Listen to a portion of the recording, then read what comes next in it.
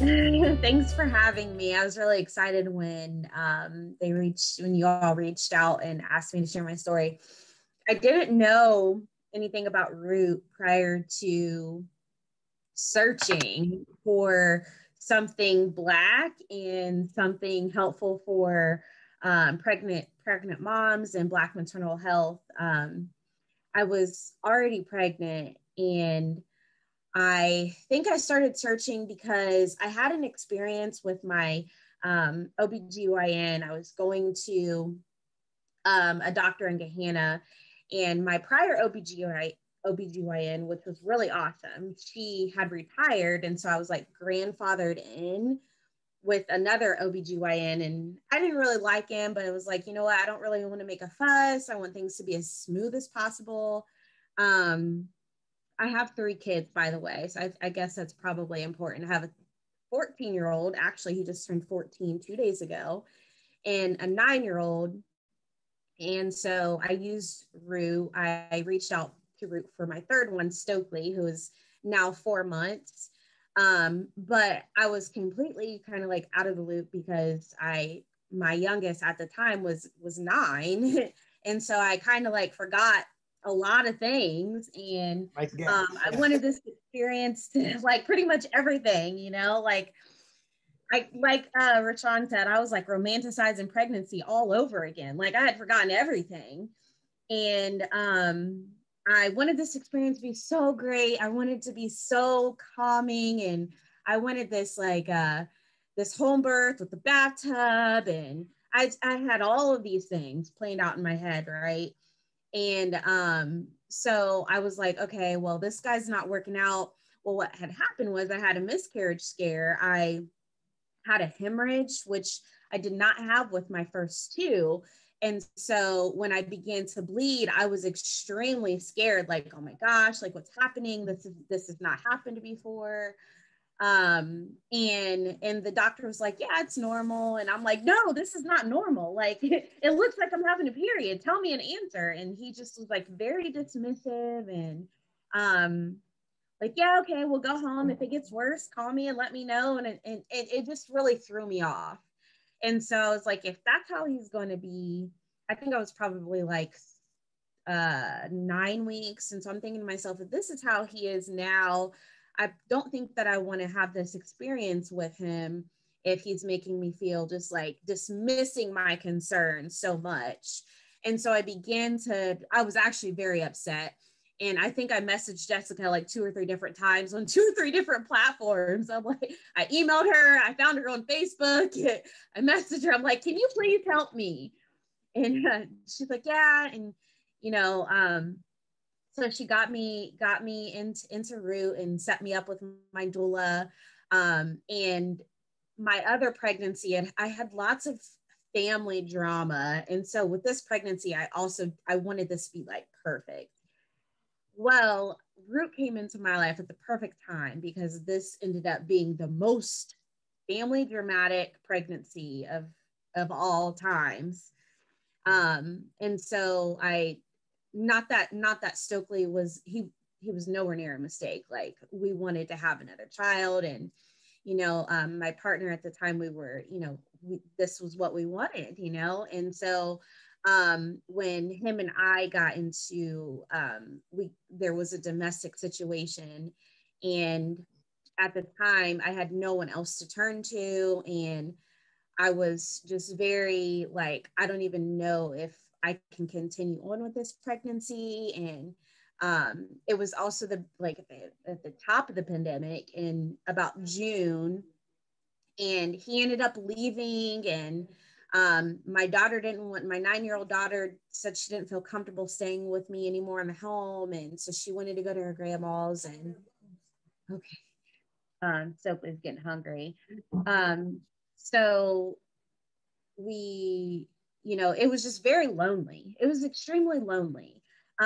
Coupled with the fact that no one was allowed to come, like I couldn't have my mom come with me to the doctor's visits because it was in the middle of a pandemic. And I was extremely scared to leave my house. Like my anxiety, I was like one of those people you hear about who are afraid to leave their house. And yeah, like an agoraphobic, whatever they're called. And because I was afraid I would like touch something and then get the virus and then give my baby the virus and then something horrible would happen. You know, I didn't know, none of us really know how this virus affects pregnant moms and unborn babies. And so like, I can probably count on both of my hands how many times I left my house while I was pregnant. But I had Amber, who was my doula, and she was so amazing. She was so amazing. I honestly don't know how I would have continued without her mental and emotional support. And she asked me, like, do you need anything? Do you need me to bring you anything? Do you need any bills paid? And she was just like, I cannot give more credit to her for like helping me emotionally through the way, because I already suffer from anxiety and depression, and just having her support like walk me through, because I'm telling you guys, I sat on my couch for probably 3 days and didn't get up. And I lost about 13 pounds because I had stopped eating. And so my doctors were worried about me, like, you have to eat, like, you have to eat for this baby. And she kind of gave me some tips and things to eat. And she's like, just remember, you know, he needs you just as much as you need him. So throughout the time, like I said, she was there for me and great.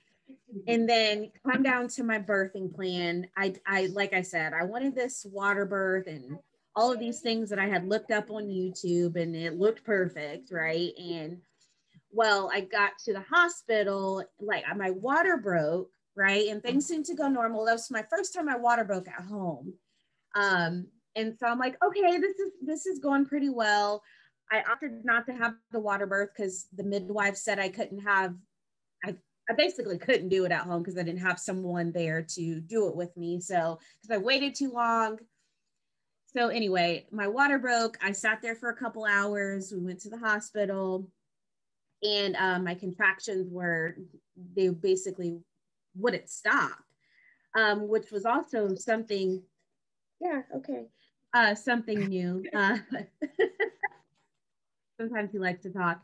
But my contractions basically wouldn't stop. And so like, although I had this plan of this perfect birth, it all happened for a great reason, because he actually had a true knot in his umbilical cord, and the umbilical cord was also wrapped around his neck.